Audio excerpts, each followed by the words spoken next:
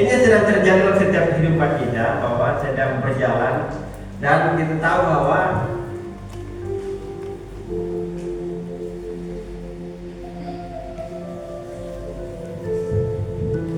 di Taman Eden manusia pertama itu sangat harmonis hidupnya dengan Tuhan. Betul atau tidak? Sangat harmonis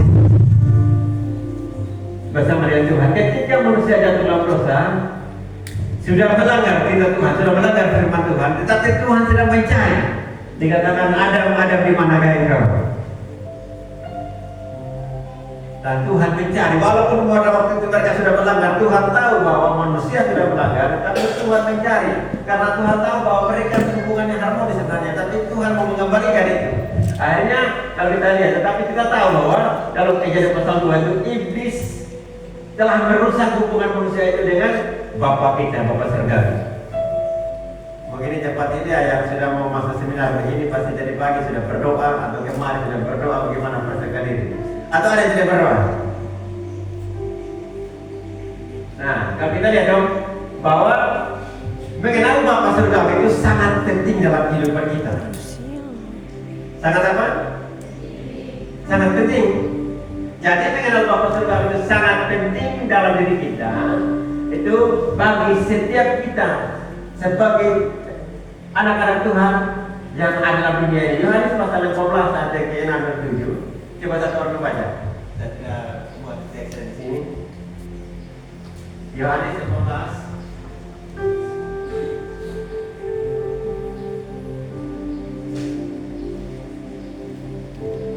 Yohanes 15 ayat 6 dan 7. Silakan baca. Satu orang baca.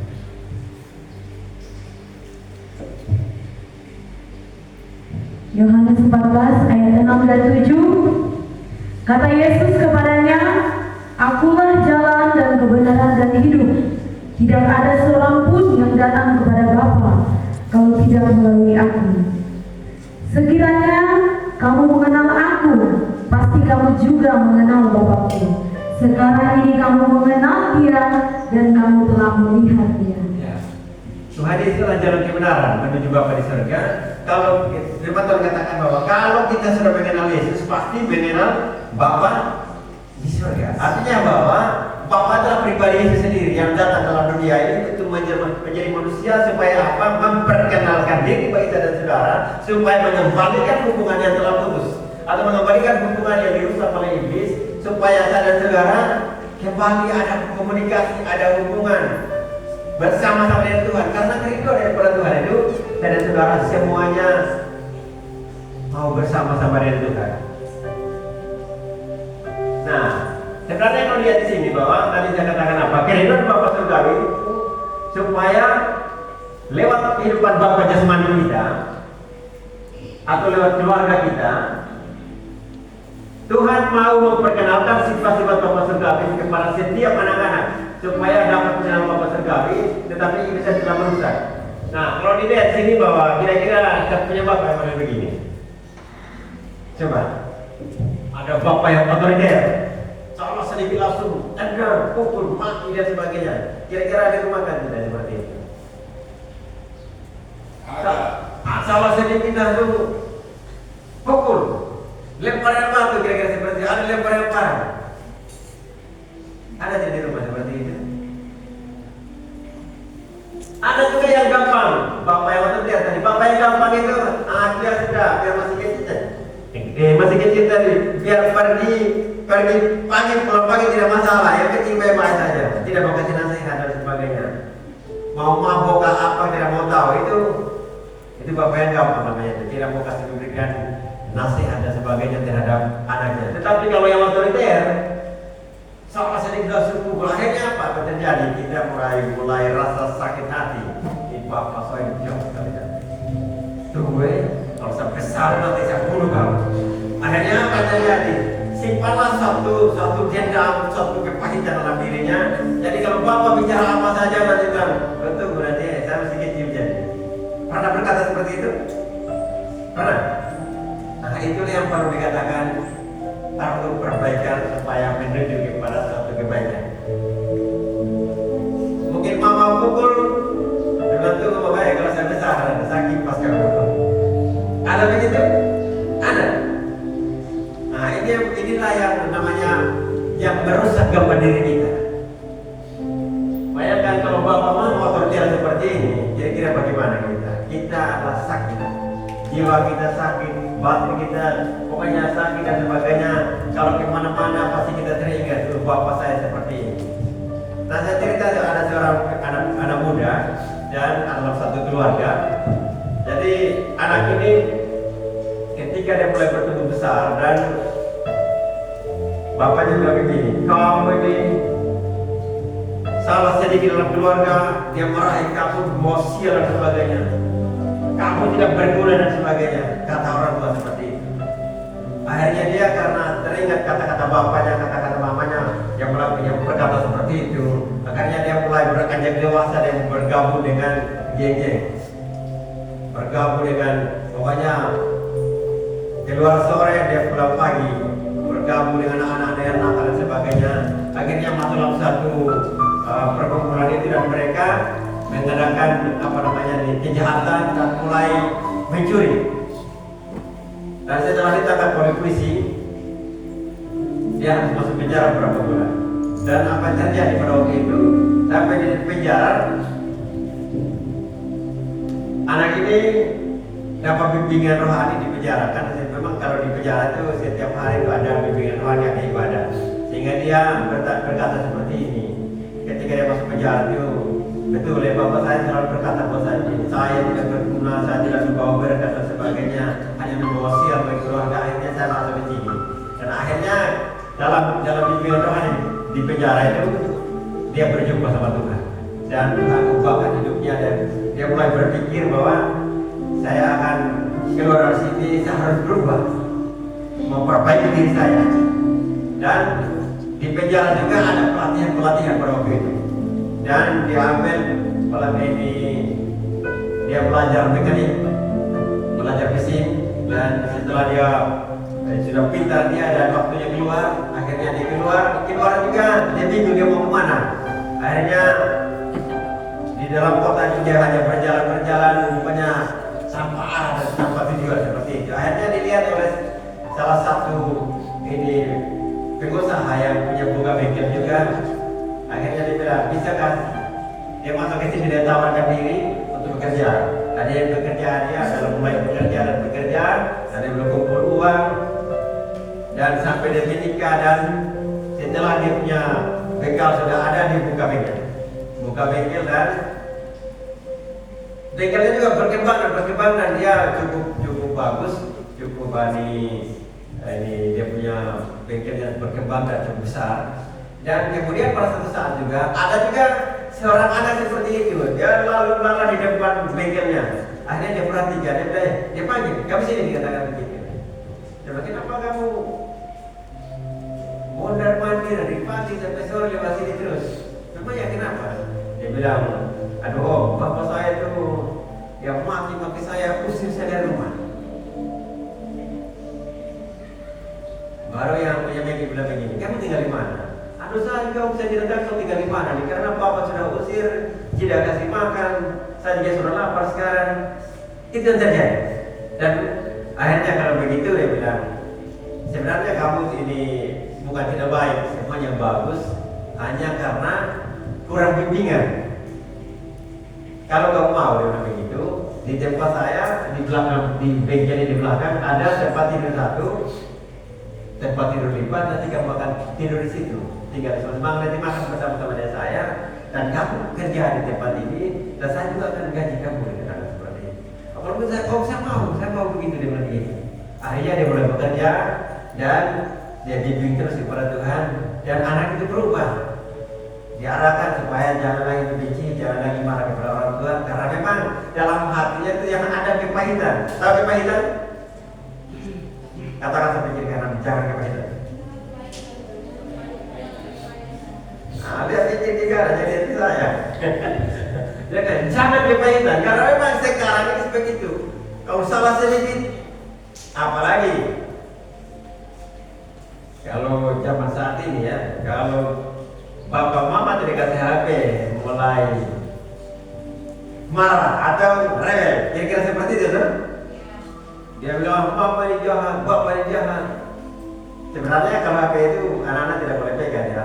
Kalau di Australia itu umur 16 tahun itu baru diizinkan pegang HP karena ada peraturan di sana.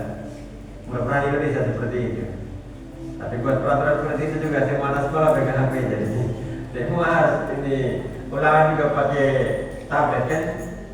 Nah, akhirnya tersimpan dalam hatinya bahwa karena bapaknya jahat dan sebagainya itu kan terdiam-diam terus sampai kalau tidak ada perbaikan, tidak lepaskan itu, maka dia akan bertumbuh dan akan melakukan hal yang jahat. Tetapi kalau dipulihkan di pemulihan dan sebagainya, maka dia akan berubah.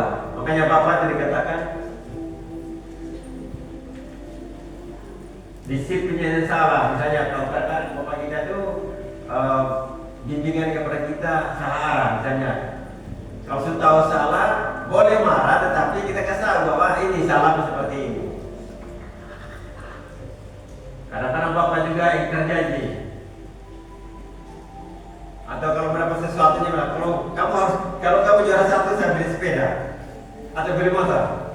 Tapi kalau tidak dapat, dia kasih yang bersalah itu. Bisa terjadi seperti itu. Akhirnya bisa atau kawin cerai dan sebagainya itu terjadi karena apa? Karena bimbingan arahan yang salah sehingga hidup kita akan rusak. Sulit berkomunikasi juga. Kalau kita ajak bapak mari kita ini, saya cerita begini, ke sana, nggak usah cerita. Nah, akhirnya anak merasa sakit. Bapak ini kita ajak cerita, kenapa malah seperti itu? Akhirnya dendam dalam hatinya. Ada seperti itu? Ada. Balik semua perlu pemulihan. Jadi memang itu terjadi sekarang. Kasih besar seperti saya katakan tadi. Kalau kamu juara 1 di sekolah, Bapak beli mobil. Tapi kalau tidak, atau beli helikopter.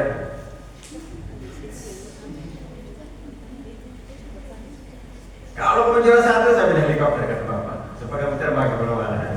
Tapi kalau tidak kasih, dikatakan itu kasih yang besar. Itu yang terjadi sekarang. Sadis, tadi saya katakan militer, disiplin militer. Salah sedikit tampar, salah sedikit kendali. Akhirnya anak-anak mulai sakit hati. Aduh, Bapak ini jahat ini. Akhirnya anak hatinya kejahatan Bapak dan sebagainya. Tidak menghargai, tidak memberikan pujian. Kalau anak sudah berbuat baik, tidak katakan ini kamu bagus, kamu hebat. Tidak pernah seperti itu. Kalau berkata ini, Bapak sudah selesai bekerja, masih ada kerja lagi. Nah, kira-kira seperti itu. Ada seperti itu kan? Nah, Bapak selalu sedih, saudara-saudara yang dikasihi Tuhan, Bapak selalu itu sedih melihat anak-anak terluka. Hati kita terluka oleh karena apa? Karena Bapak kita, sifat Bapak jasmani kita tadi, sehingga hati kita terluka. Yesus mau datang menyembuhkan luka batin lewat pengampunan kepada Bapak jasmani. Kira-kira Bapak mau seperti Bapak kan tidak? Kalau ada seperti itu, mau melepaskan pengampunan? Angkat tangan yang mau. Tidak ada yang mau. Atau Bapak tidak bersalah ya? Tidak pernah berkata seperti itu. Jadi Tuhan itu mau melepaskan dalam kehidupan kita supaya lewat pengampunan kepada Bapa jasmani kita. Tuhan Yesus datang bukan sekedar menyelamatkan kita dari murka Tuhan, tetapi juga datang memulihkan jiwa atau batin kita yang sedang kita alami. Ada banyak pengalaman yang menyakitkan yang terjadi dan semua perlu ada pemulihan dalam setiap kehidupan kita.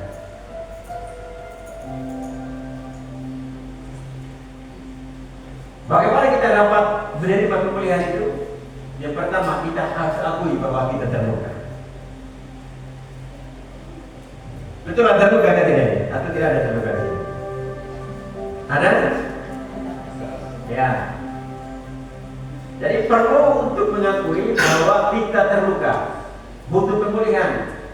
Nah, di sini bahwa iblis selalu bekerja untuk melukai batu kita dengan penderitaan sejak awal. Dia menggunakan kata orang untuk merusak gambar diri manusia atau merusak gambar diri kita. Senjata utama dari iblis adalah roh penolakan. Kalau kau melakukan salah, Bapak bilang begini, pekerjaan Bapak kita. Nah, kamu itu bukan anak Bapak. Tidak juara satu, kamu bukan anak Bapak. Anak Bapak itu juara satu. Sudah ada penolakan seperti itu. Akhirnya timbullah suatu rasa kekecewaan, sakit hati lagi. Pernah tidak katakan seperti itu dalam keluarga? Mama bilang begini ya, kamu tidak bersih ya, kamu itu bukan anak mama. Kira-kira begitu. Ada? Hah? Tidak? Oh. Saya yakin pasti ada. Karena saya juga pernah alami seperti itu. Perlu saya sampaikan buat adik-adik semua, saya kelas 4 SD setelah dari rumah karena mama saya tegas. Salah sedikit langsung bukan lagi pakai apa, dia pukul pakai kayu, bukan kayu ini. Waktu di sana di kampus saya itu kayu asam. Kalau kayu asam itu kecil-kecil begini, biar pukul 10 kali pun ditembak dia tidak akan patah. Sampai merah-merah di sini. Akhirnya pada waktu kelas 3 SD saya lahir dari rumah. Saya tidak tinggal di rumah, tinggal dengan kakak saya karena kakak saya waktu itu ini agak tinggalnya jauh dari tempat dari rumah yang dari bapak dan mama karena dia sekolah waktu itu sekolah di SMP. Akhirnya saya tinggal di kakak saya. Itu 2 tahun, terus saya kembali lagi. Kelas 6 SD lagi saya kabur lagi karena saya pikir udah begini, mama saya jahat. Adik saya, kalau adik saya bermain, kalau saya ganggu dia menangis, kami dipukul langsung. Tidak ada yang bilang tanya-tanya, kamu bikin apa sama adik? Tidak ada berkata begitu. Lalu ambil kayu hajar. Itu saya alami seperti itu. Akhirnya tamat SD, saya SMP di kota. Tamat SMP, lalu naik kapal keluar di kampung saya menuju ke kota Kupang dan sekolah di situ. Tamat SMA, tanpa beritahu orang tua saya kabar di Papua. Saya sampai di Jack tahun 2004. Karena saya ingat waktu itu bilang, mama saya itu jahat sekali. Setelah saya belajar firman Tuhan dan teredukan, ternyata bukan jahat tapi disiplinnya yang tinggi. Seharusnya kasih penjelasan. Orang tua pukul berarti karena seperti ini. Tujuan orang tua untuk lebih baik ke depan. Ada nasihat. Firman Tuhan katakan di ujung rotan ada emas. Sekarang berbeda. Kalau guru pakai rotan pasti ada apa? Ada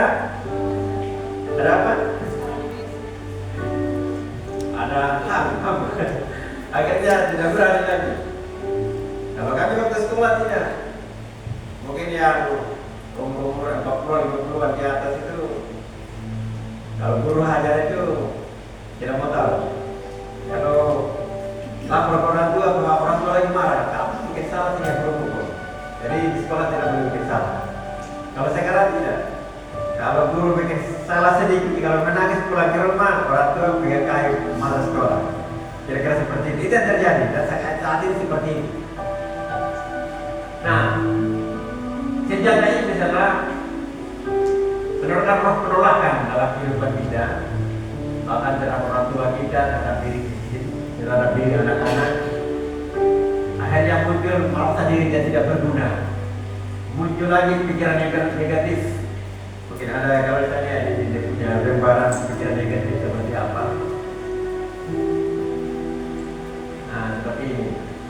Pikiran-pikiran negatif ini ketika dilukai oleh orang tua, maka muncullah ingin bunuh diri, mudah putus asa, terus sering tertuduh rasa bersalah, mulai menghukum diri. Kadang-kadang bukan menghukum diri, ada yang mau bunuh diri. Minder, mau suruh tampil di depan semua, lalu rasa ini takut dan sebagainya, minder, suka menjadi diri.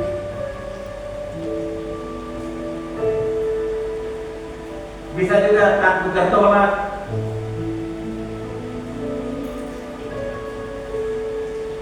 Mudah kepahitan. Teman-teman kita rasa sedikit langsung emosi marah. Ada seperti itu di sini. Karena apa? Karena ada pikiran negatif. Karena mungkin sudah tertanam, sudah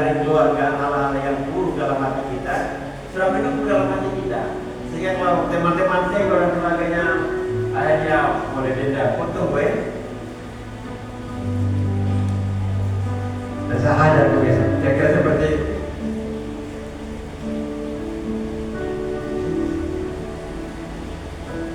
Kalau saya tidak aman, ada apa yang terjadi? Anak-anak bahwa kalau berkumpul dengan anak-anak yang dalam gereja seperti ini susah sekali. Bahkan masuk gereja pun susah.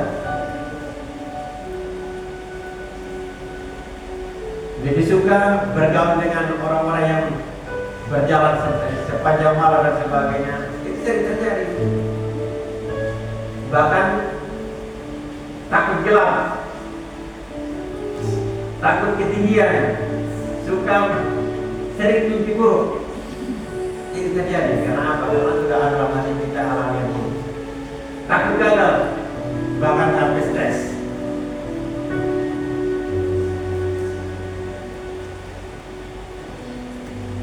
Kalau trauma masa lalu dan hal-hal yang pernah terjadi dalam keluarga karena tekanan dan sebagainya,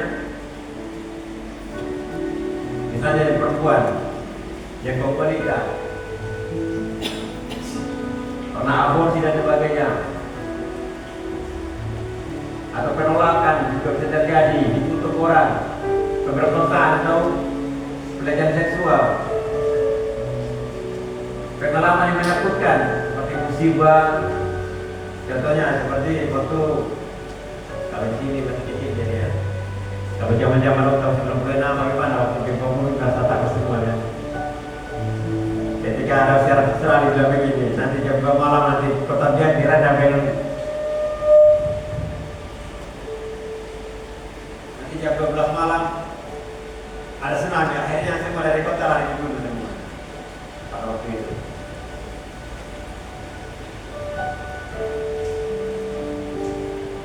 Menyendiri.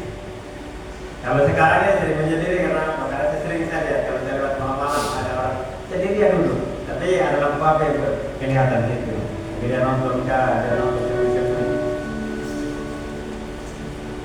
itu yang terjadi trauma masa lalu.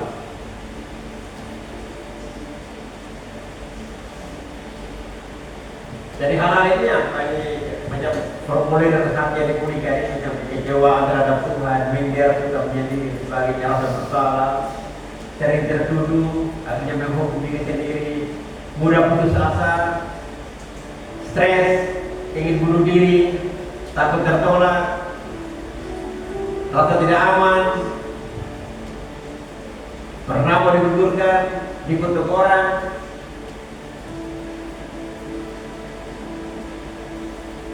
Kesedihan yang berlarut-larut.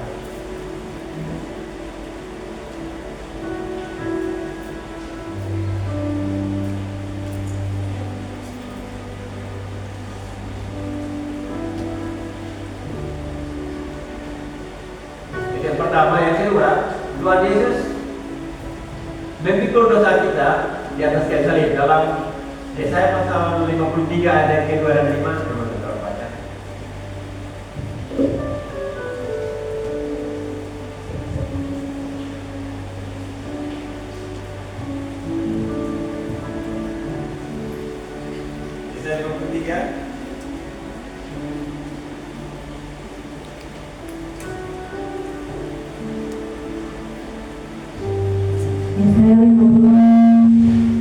Yesaya 53 ayat 2 sampai ayat yang kelima. Sebagai taruh dia tunggu di hadapan Tuhan, dan sebagai tunas dari tanah kering, dia akan tampak dan suaranya tidak ada sehingga kita memandang dia, dan rupa pun tidak sehingga kita memikirkannya. Dia dihina dan dihindari orang, seorang yang penuh kesengsaraan dan yang biasa menderita kesakitan. Dia sangat dihina sehingga orang menutup mukanya terhadap dia.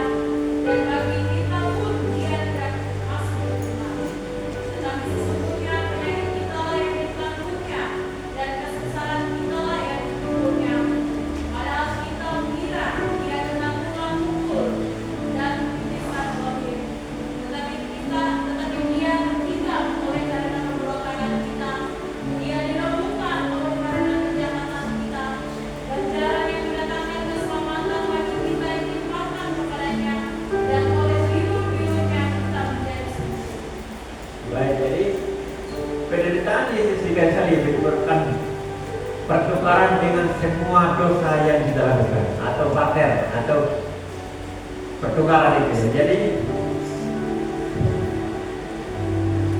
misalnya seharusnya kita tuh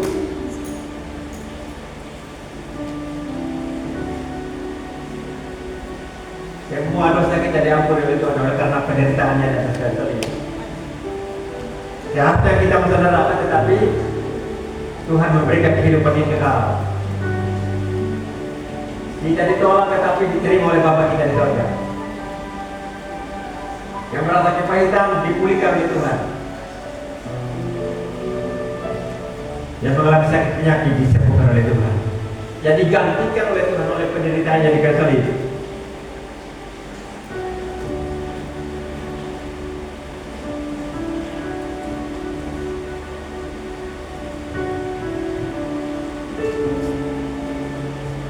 Yang miskin menjadikan kaya.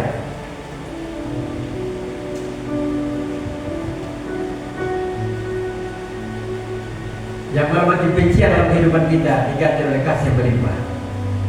Dan semua itu ditanggung oleh Tuhan di atas kayu salib. Karena apa? Karena Tuhan mau mengasihi kita semua.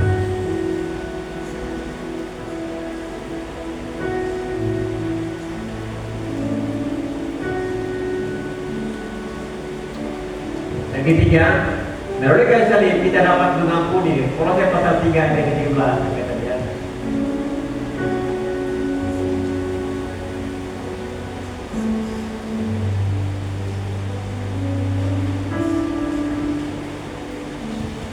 Kolose pasal 3 ayat 13, sabarlah kamu seorang terhadap yang lain dan ampunilah seorang akan yang lain. Apabila yang seorang menaruh dendam terhadap yang lain, sama seperti Tuhan telah mengampuni kamu,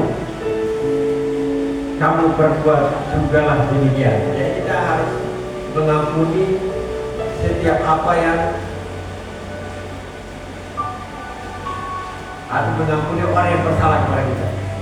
Artinya bahwa melupakan semua yang ingatan-ingatan buruk terhadap kita atau terhadap orang lain. Mau melakukan seperti itu?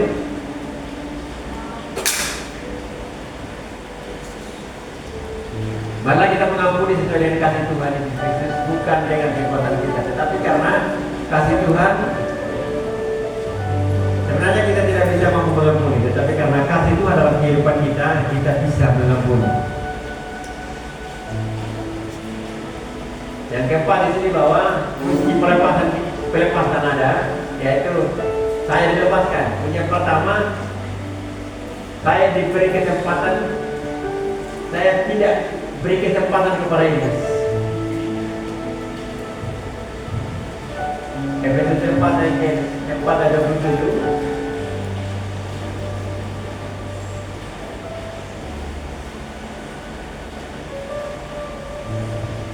Efesus 4 ayat 27 dikatakan, dan janganlah beri kesempatan kepada iblis.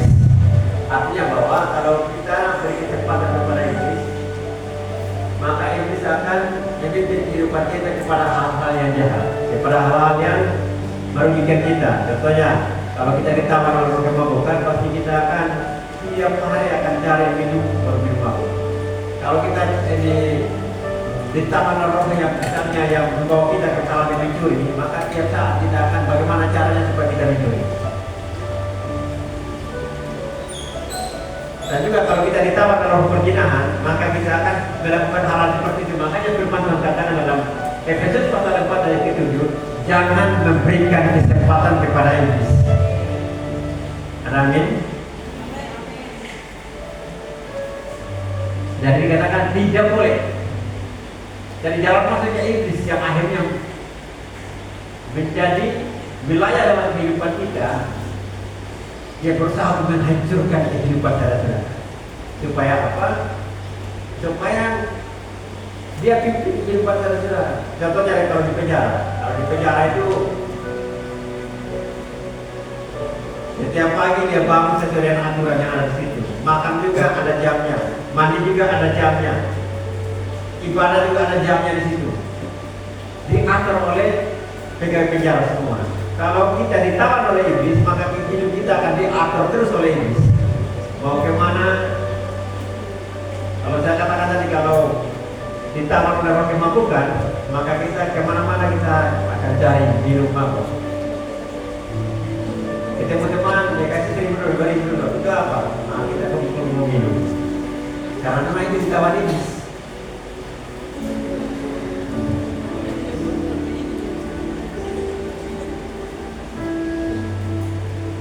Jadi kita semua di tempat ini tidak boleh memberikan kesempatan kepada iblis untuk menawar kehidupan kita. Coba dalam Yesaya 42 ayat 22.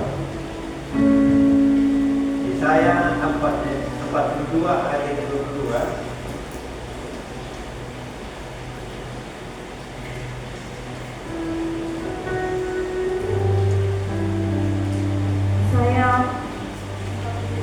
Ayatnya yang ke-22. Namun mereka suatu bangsa yang dijarah dan dirampok. Mereka semua terjebak dalam gerongga-gerongga dan disembunyikan dalam rumah-rumah penjara. Mereka telah menjadi jarahan dan tidak ada yang melepaskan, menjadi rampasan dan tidak ada yang berkata kembali kata. Jadi katakan namun mereka satu bangsa. Bangsa itu bisa disebut dari setiap suku yang dijarah dan dirampok.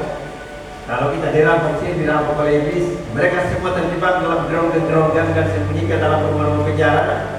Mereka telah menjadi jarahan dan tidak ada yang melepaskan. Jadi kalau kita dijarah oleh iblis, maka kita akan ditawar di situ, dipimpin oleh iblis, diarahkan oleh iblis untuk apa? Untuk melakukan hal yang jahat, yang menentang kebenaran firman Tuhan, yang menentang Tuhan Yesus. Maka dia akan menaruhkan satu pikiran yang sia-sia dalam kehidupan kita. Dalam Efesus pasal 4 ayat 17. Sebab itu kukatakan dan kutegaskan kepadamu di dalam Tuhan, kata Paulus, jangan hidup lagi sama seperti orang-orang yang tidak mengenal Allah dengan pikiran yang sia-sia.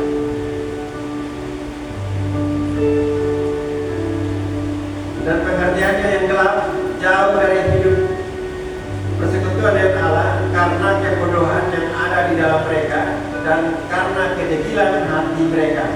Dan 19, perasaan mereka telah tumpul sehingga mereka menyerahkan diri kepada hawa nafsu dan mengerjakan dengan serakah segala macam kecemaran.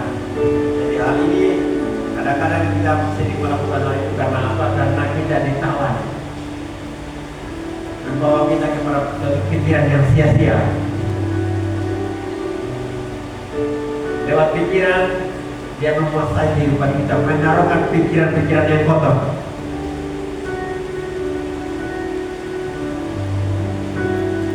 Marilah kita ubah pola pikir kita yang sia-sia itu dengan pikiran yang baik. Roma pasal 12 ayat 12.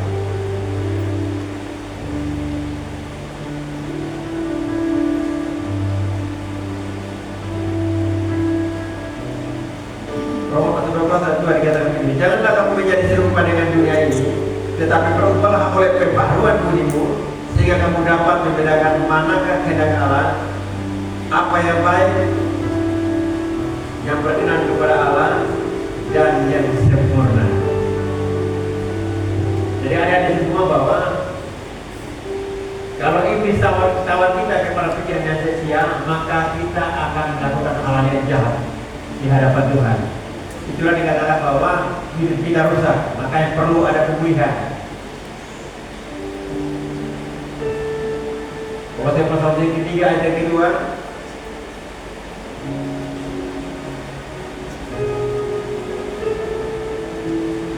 Firman Tuhan katakan, pikirkanlah perkara yang di atas, bukan yang di bumi. Artinya bahwa pikiran tentang kebenaran, tentang firman Tuhan, pikiran tentang Kristus yang membawa kita kepada satu kedamaian.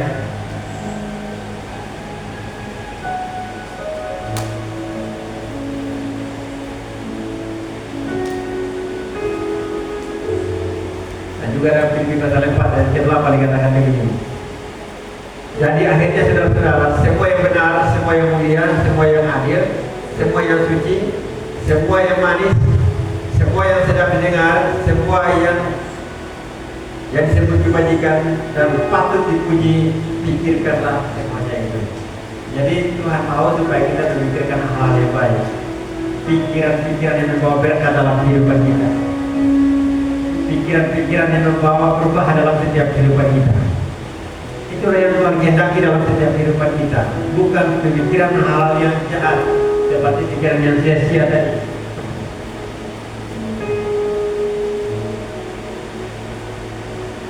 Itu yang pertama. Yang kedua, kebiasaan buruk dalam Efesus pasal 4 ayat yang ke-25.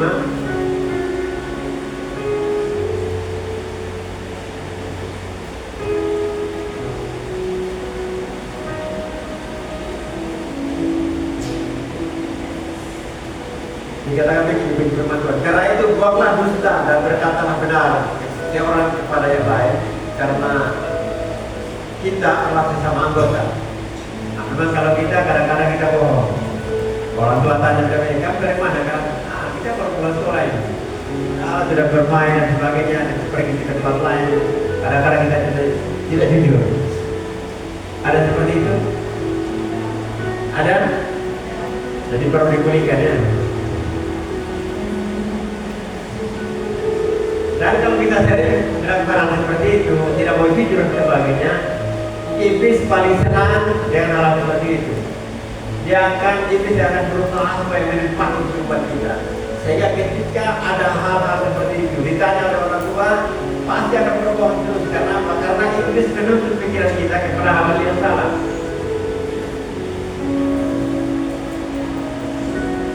Akhirnya muncul hal yang salah seperti percabulan dan sebagainya, dusta, menyembah berhala dan sebagainya.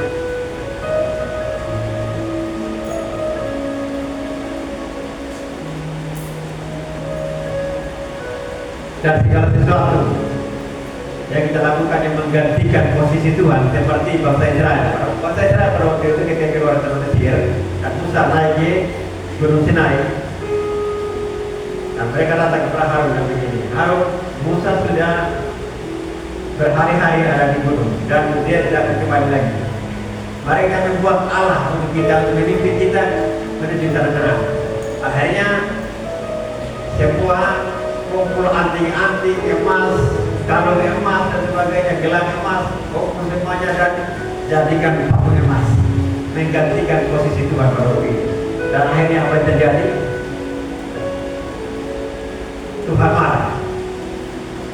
Ada sebagian besar orang Israel pada waktu itu mati oleh karena perbuatan bangsa Israel yang salah. Dalam kehidupan kita juga Tuhan tidak mau mati sia-sia. Tuhan mau supaya hidup kita dipulihkan, hidup kita dibenarkan oleh Tuhan karena melakukan hal yang benar berdasarkan firman Tuhan. Dan juga dikatakan bahwa jangan memberikan kesempatan kepada iblis. Kata Nabi Jirgaram, jangan berikan kesempatan kepada iblis.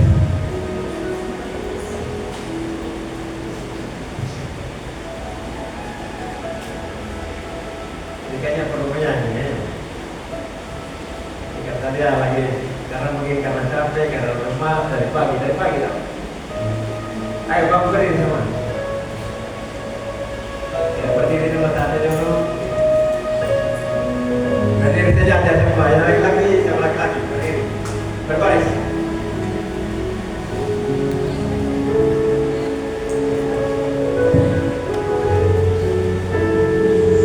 Ini menghadap ke depan semua.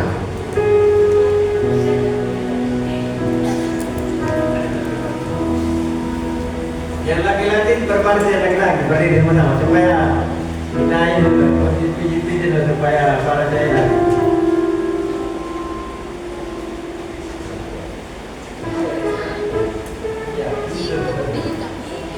Ayo. Laki-laki berbaris. Nah, ini berbaris supaya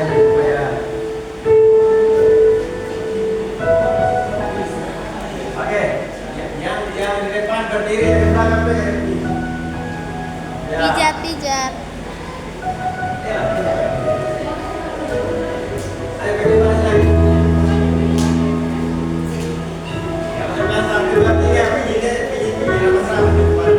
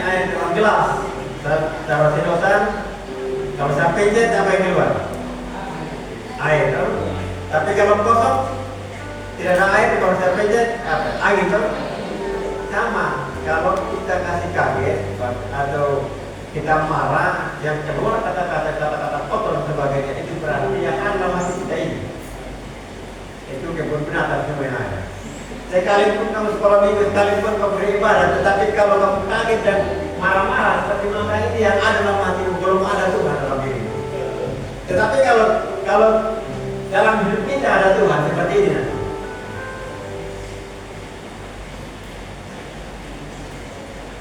Seperti ini nanti kalau ada Tuhan dalam diri kita.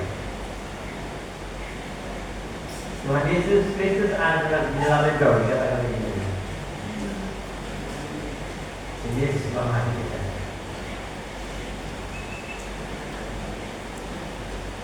Maka ada yang namanya buah roh dalam Galatia pasal 5 ayat ke-22 sampai 23. Coba ya baca.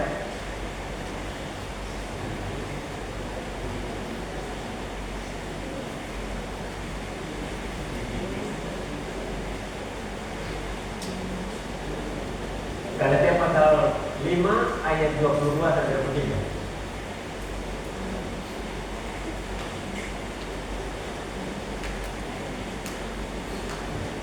Tetapi buah roh ialah kasih, sukacita, damai sejahtera, kesabaran, kemurahan, kebaikan, kesetiaan, kelemah lembutan, penguasaan diri.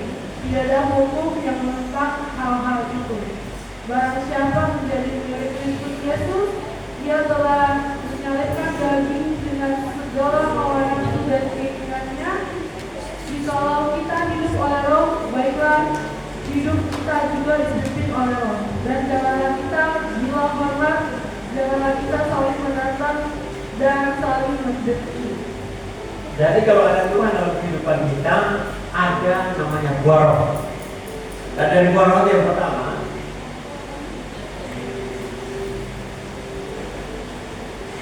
ada kasih. Kalau Yesus dalam kehidupan kita, maka yang ada dalam kehidupan saudara adalah kasih Tuhan. Terus yang kedua adalah sukacita, saling mengasihi dan sebagainya. Dalam situasi apapun kita, maka kita akan namanya mengalami sukacita kalau ada Yesus dalam kehidupan kita. Dan juga ada damai sejahtera di situasi yang bagaimanapun. Kalau ada Yesus dalam kehidupan kita, pasti kita tidak akan ada namanya sukacita, tetapi ada damai sejahtera, ada sukacita. Dalam pertanyaan apapun yang terjadi dalam kehidupan kita, dalam pertemuan dan apakah pasti namanya ada kesabaran kalau kita ada Yesus. Kalau ada Yesus dalam kehidupan kita. Tetapi kalau tidak ada Yesus, seperti yang gambarnya tadi bahwa yang ada binatang apa semua mati kita, maka kita sering meledak, mati dan sebagainya, pukul orang dan sebagainya. Karena memang sifat-sifat binatang seperti itu. Tapi kalau ada Yesus dalam kehidupan kita, maka di sini ada kasih, ada damai sejahtera, ada kesabaran, bahkan ada kebaikan, kata firman Tuhan.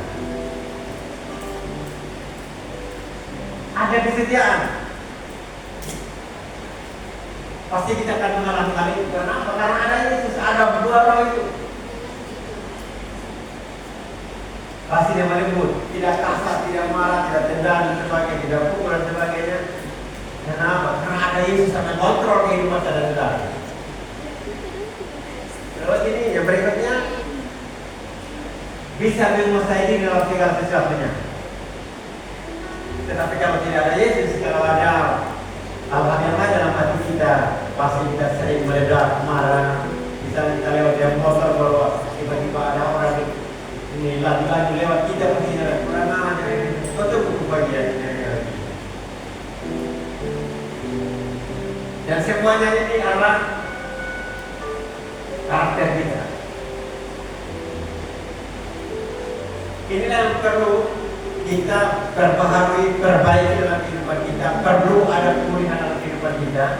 Supaya apa? Supaya sifat karakter kita itu bisa berkenan kepada Tuhan. Supaya Tuhan ada bersama dengan kita. Yang berikutnya adalah wardanilah di dalam 2 Petrus 1 ayat 4. 2 Petrus 1 ayat 4.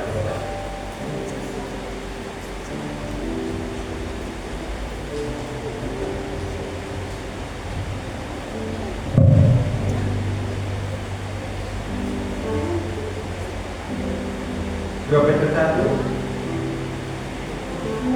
1 ayat 4. Dengan jalan itu Ia telah mengajarkan kepada kita janji-janji yang berharga dan yang sangat besar, supaya olehnya kamu boleh mengambil bagian dalam kerajaan ilahi dan luput dari hawa nafsu duniawi yang membinasakan dunia. Jadi yang ada inilah kodrat ilahi yang menghalau kita dan segala hawa nafsu dunia, kata teman-teman.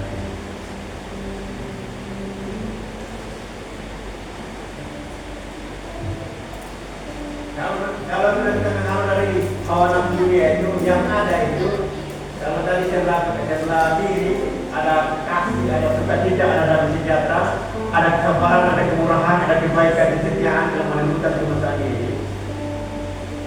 Selain kodrat ilahi, maka kita akan memperoleh hikmat dari Tuhan.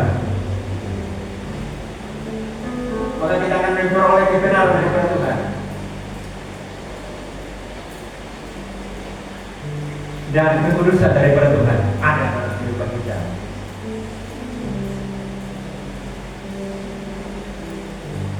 Bahkan penebusan, ditebus. Untuk penebusan setiap kesalahan kita, maka kita perlu ada pengampunan. Dalam Roma pasal 10 itu dengan mulut yang mengaku, maka dibenarkan oleh Tuhan.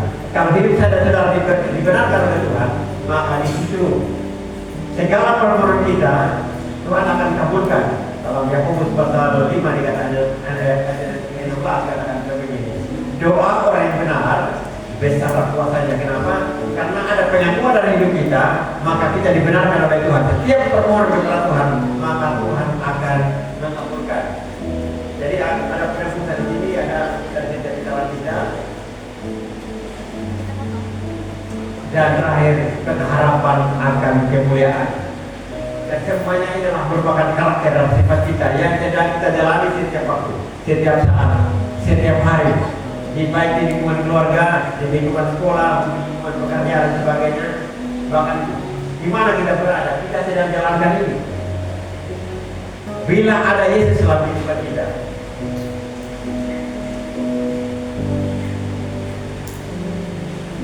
Untuk mengimbangi itu, karena ada Tuhan dalam kehidupan kita, ada kasih, jadi ada buah roh, ada koordinasi ilahi, dan yang ketiga adalah ada 9 karunia manifestasi Roh Kudus. Untuk mengimbangi itu maka muncullah perkataan hikmat, perkataan pengetahuan daripada Tuhan, bahkan membedakan roh, ada iman, ada kesembuhan, ada mujizat, ada nubuat, dan juga menyampaikan kuasa roh. Bila ada Yesus dalam kehidupan kita, dan kita ada kuasa yang diberikan oleh Tuhan sebagai orang yang benar yang dapat Bapak kita.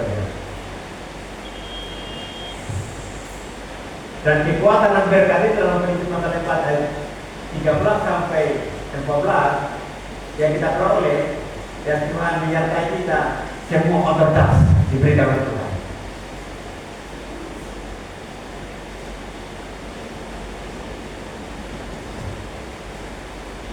Semua kuasa diberikan oleh Tuhan.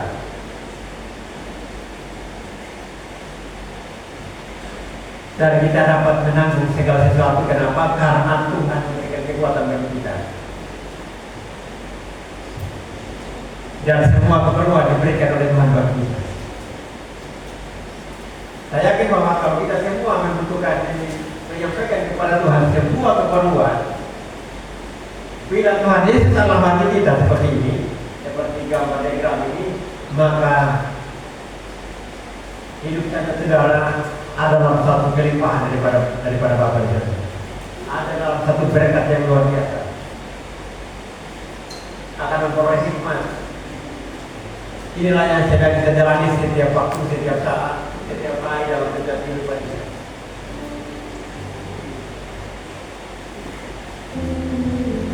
Jadi pada saat siang hari ini, bahwa hal ini harus tetap dalam kehidupan kita, tetapi saya tahu bahwa dalam kehidupan kita saat ini masih perlu adanya pemulihan. Macam tadi seperti saya katakan, kita sudah terluka. Dengan kata-kata kasar, yang kata-kata hal yang menyakitkan hati kita, dan ini sedang terpendam dalam hati kita, belum dikeluarkan. Nah, bagaimana cara kita supaya dibebaskan hal itu? Nanti kita akan berdoa dan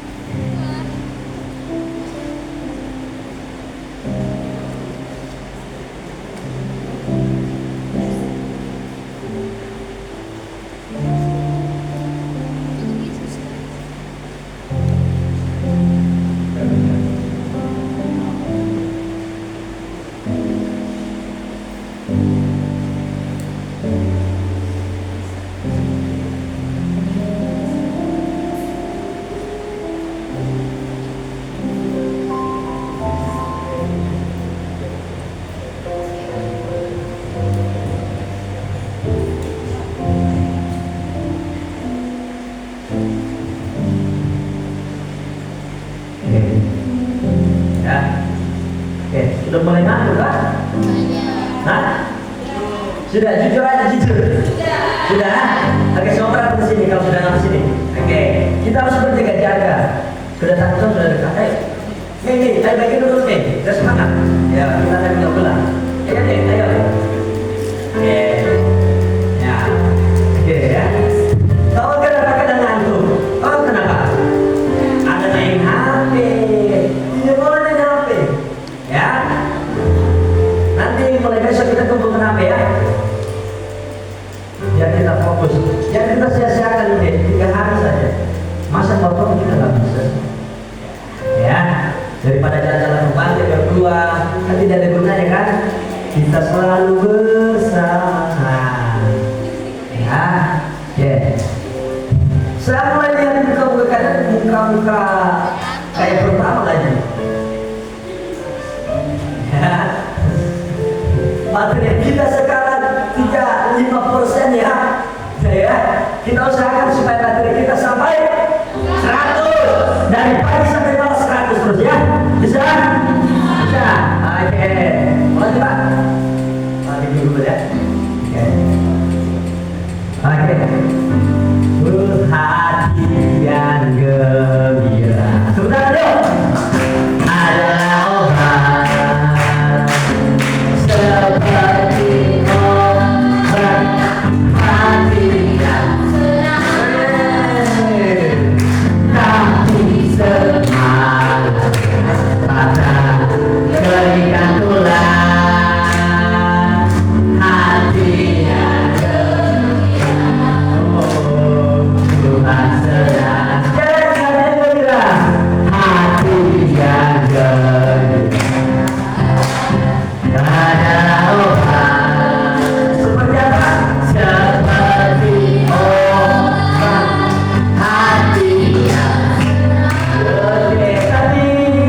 tapi semangatnya masa keringat tulang hati apa? Hati yang gembira Tuhan sedang. Oke, biar saudara ya, ayo berjaga-jaga. Oke, sekarang lagi makan permen ya. Para ketika ada lanjut. Oke, kita lanjutkan materi kita pada saat sore hari ini.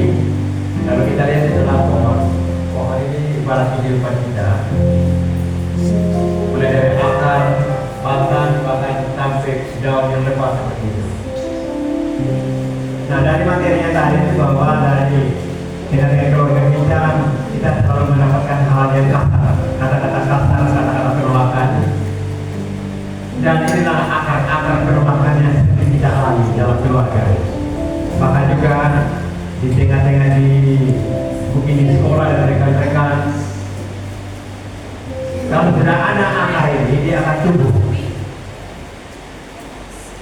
Kalau dia sudah tumbuh, kapan waktunya? Bisa saja sejak dalam kandungan. Kita tidak terima. Ada beberapa keluarga yang saya lihat bahwa ketika melakukan kandungan, dia sedang anak laki-laki, tetapi yang putra anak perempuan. Dia tidak terima. Saya mau anak laki-laki. Itu sejak itu kita sudah tidak tolak.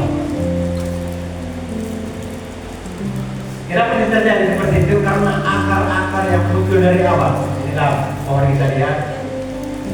Jadi yang pertama adalah waktu kebuahan atau di dalam kandungan. Yang kedua dalam kandungan, terus yang ketiga waktu lahir. Sama dengan Tuhan Yesus.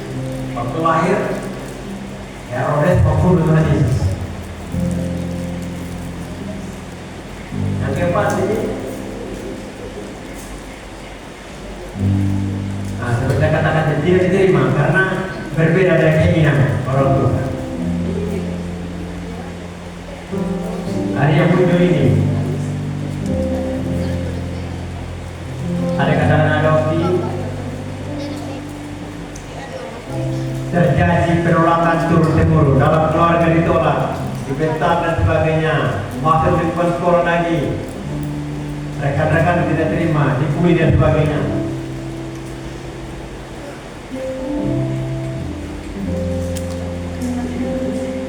Nah, di tengah-tengah keluarga, mungkin seperti saya katakan tadi, mungkin pilih satu jatuh, bencana, orang tua dan begini, ini anak ini akan bawa sial bagi keluarga.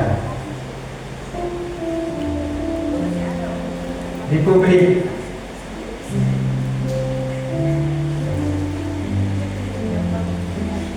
selalu diejek-ejek, bahkan oleh diri sendiri. Aduh, kalau saya begini, bagaimana saya di mana-mana saya tidak dihargai dan sebagainya. Timbul satu kebencian, kemarahan dalam diri sendiri. Dalam kehidupan sehari-hari, dalam pergaulan, akhirnya hidupnya putus asa, kasih baru dan sebagainya.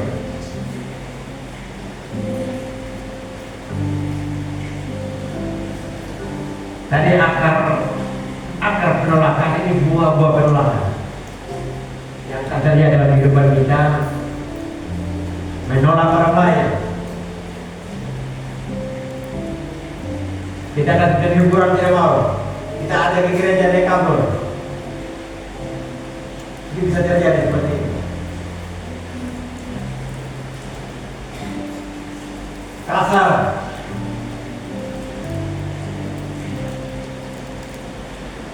kalau tahu kita harus bentak-bentak.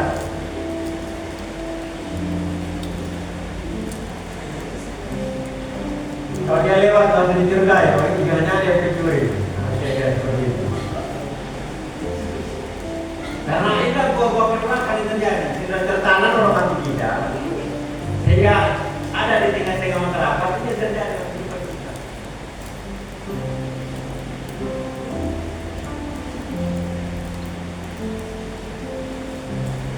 Sikap yang agresif atau bersikap kasar, kejam, marah dan sebagainya, itu sering terjadi. Kata-kata kotor, maki, ada lagi kata-kata yang lain yang tidak pantas diucapkan, itu selalu muncul. Itu hasil dari buah penolakan.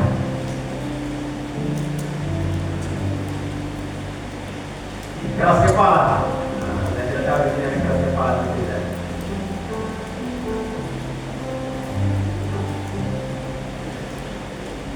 Akhirnya muncul satu pemberontakan. Orang tua berbicara satu, dia juga balas.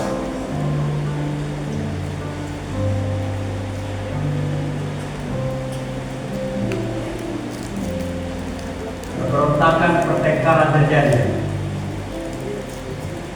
Mudah-mudahan tidak ada tempat ini ya. Atau ada di tempat ini. Kalau ada tempat ini sebentar kita akan pulihkan. Kita akan berdoa melepaskan semuanya supaya hidup kita diperbaiki menjadi berkat.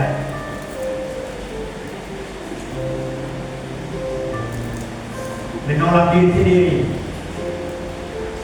akhirnya gambar diri kita rusak dengan karakter yang salah tadi. Mulai rendah diri, saya tidak bisa begini saja. Padahal Tuhan memberikan satu kemampuan bagi kita secara berpikir, pengetahuan, kemampuan untuk melakukan sesuatu. Tuhan berikan bagi kita semua. Karena terjadi penolakan dan sebagainya, mulai dari akar sampai buah-buahnya muncul atau namanya rendah diri. Akhirnya tidak aman. Karena misalnya di lingkungan keluarga tidak merasa aman, harus keluar, cari tempat yang aman. Ada depan rumahnya. Karena di rumah tidak aman, tidak rasa aman, akhirnya dia mau keluar cari tempat yang aman.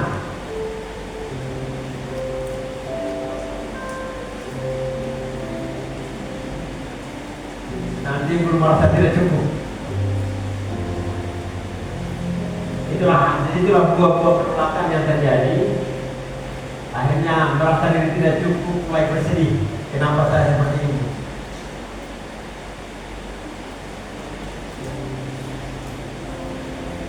Akhirnya mulai berhukum diri. Ada yang berhukum diri di atas bangku maka, ada di mana.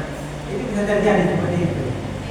Kalau kita lihat di media-media saat ini bahwa buka pintu tiba-tiba itu mati, ada minum baygon dan sebagainya, karena mulai menghukum diri, karena memang buah-buah penolakan itu terjadi dalam dirinya.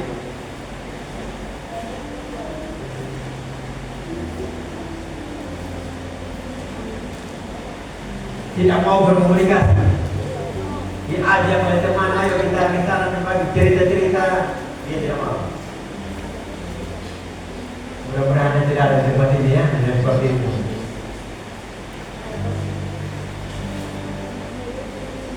Mulai takut gagal berarti kalau kita rencana membuat ini nanti dia kalau tidak bisa bagaimana? Tidak berani melangkah. Kalau kita sebagai orang percaya sebenarnya kita harus melangkah kalau kita beri pilihan mujizat. Contohnya, kalau pada zaman Musa angkat tangan dulu baru laut di perahu terbelah kering. Tetapi sampai zaman Yesua dia angkat tabut perjanjian Tuhan berjalan di Sungai Yordan baru Sungai Yordan kering. Artinya bahwa kalau kita melakukan sesuatu kita harus bertindak dulu, maka disertai oleh mujizat dari Tuhan. Nah, karena ada buah-buah penolakan dalam diri kita, maka kita takut gagal. Nanti kalau tidak jadi bagaimana? Akhirnya tidak ada keberanian untuk melakukan sesuatu yang baik dalam diri kita.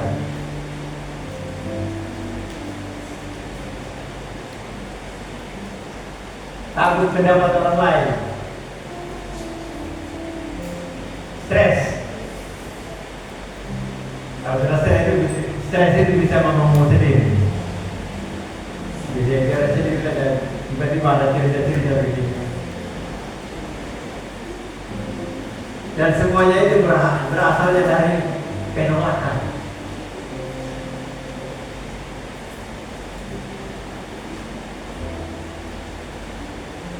Pesimis, hanya putus asa. Saya katakan tadi, kalau putus asa, lebih mati saja. Semuanya tidak diterima di sini, tidak diterima di sana, tidak diterima di sini, dan sebagainya. Akhirnya putus asa.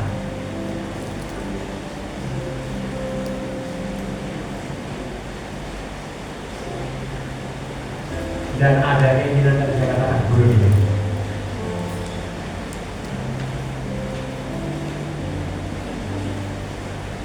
Langkah berikutnya takut ditolak. Berjuang untuk mencapai sesuatu. Ada juga yang di penampilan di pokoknya dia berjuang, tunjukkan kepada orang bahwa saya bisa. Ada juga seperti itu.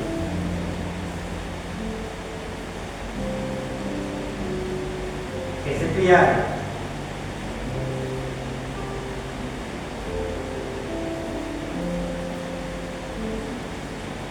Membentengi diri dan sebagainya. Egois. Dan hasil semuanya itu dari buah-buah penolakan yang ada dalam kehidupan yang kita alami setiap hari.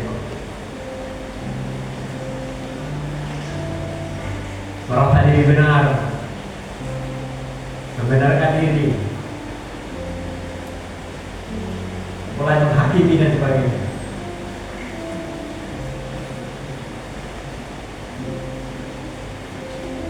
Cemburu, iri hati, itu semuanya hasil dari buah-buah penolakan.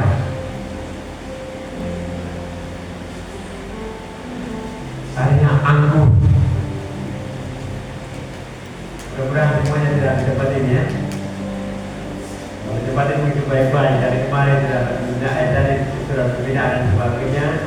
Dan kedepannya tidak ada lagi seperti ini, karena ini sering terjadi dalam kehidupan kita.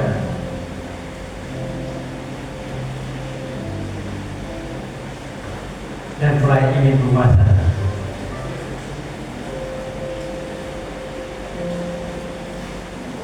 Emosi, siapa sering emosi? Sering emosi tak? Kalau tidak pasti hati pasti emosi.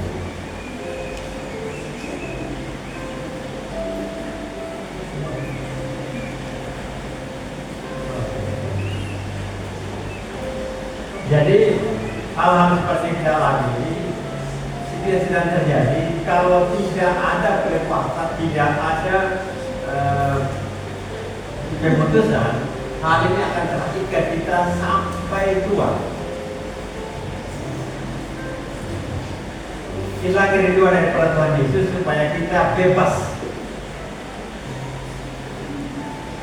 Kalau ada yang semua dalam kehidupan kita, kalau Tuhan Yesus setelah 40 itu dikatakan namun satu bangsa sedang dijarah di dalam drogen, dalam rumah penjara, melawan kegelapan yang sudah menjadi jarahan dan tidak ada berkata lepaskan, nanti sudah menjadi rampas, tidak ada berkata kembalikan. Hanya kuasa dalam nama Yesus yang bisa dibebaskan.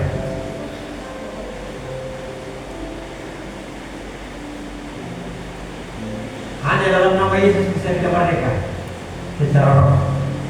Dan saya yakin bahwa tidak ada kuasa lain yang bisa membebaskan kita. Kuasa lain bisa memburukkan keadaan kita.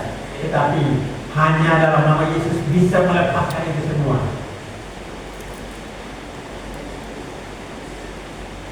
Bayangkan ada berapa banyak saudara-saudara semua bahwa ada berapa hal yang terjadi dalam kehidupan kita. Banyak sekali hal-hal yang terjadi. Akhirnya merusak kehidupan kita. Itulah tujuan pada hari ini dilakukan hidup ini supaya mau memulihkan keadaan kita, mau membenarkan keadaan kita oleh karena kuasa Tuhan. Dari akar saja ada 10 poin. Dari buah saja berapa banyak yang sedang jalan saat ini. Dan Tuhan mau dalam kehidupan kita supaya bersih semua dari hidup kita. Dan kita oleh Tuhan supaya jangan lagi kalau ke depannya jangan lagi memberikan kesempatan oleh iblis untuk bekerja untuk menaruhkan hal-hal ini dalam kehidupan kita. Tuhan mau supaya bersihkan semuanya dan menaruhkan dengan firman sehingga terjadi sesuatu dalam kehidupan kita, kaget ke atau dimarahi ke, puji Tuhan semuanya karena Tuhan. Tetapi kalau masih ada hal ini, maka akan terjadi suatu pertengkaran, maka akan terjadi suatu pertikaian, akan terjadi satu perkelahian dan sebagainya, bahkan sampai pembunuhan kalau masih ada hal-hal seperti ini. Masih ada akarnya, masih ada buah-buahnya. Dan kita perlu membersihkan dari kehidupan kita.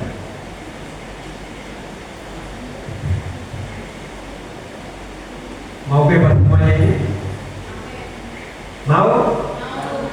Ya, puji Tuhan, kita sebentar kita akan berdoa, kita akan menyembah Tuhan, dan kita akan lepaskan semuanya supaya apa? Supaya kita tampil sebagai orang yang merdeka, orang yang menambahkan lebih dari kemenangan.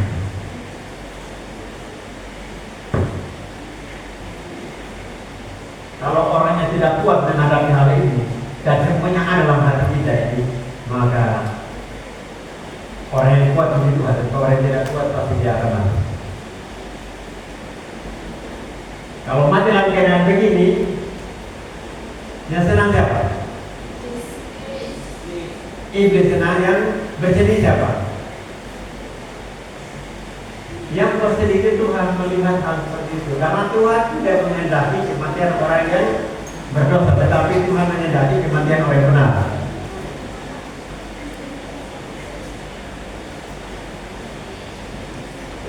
Jadi kalau kita sudah benar di hadapan Tuhan,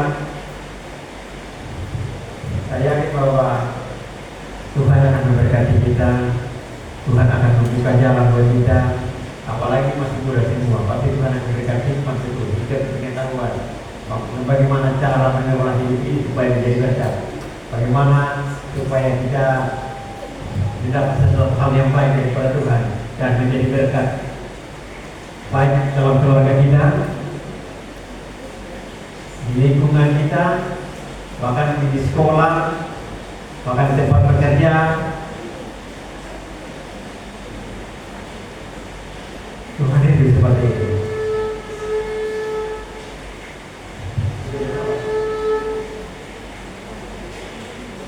Tapi dia apa ya?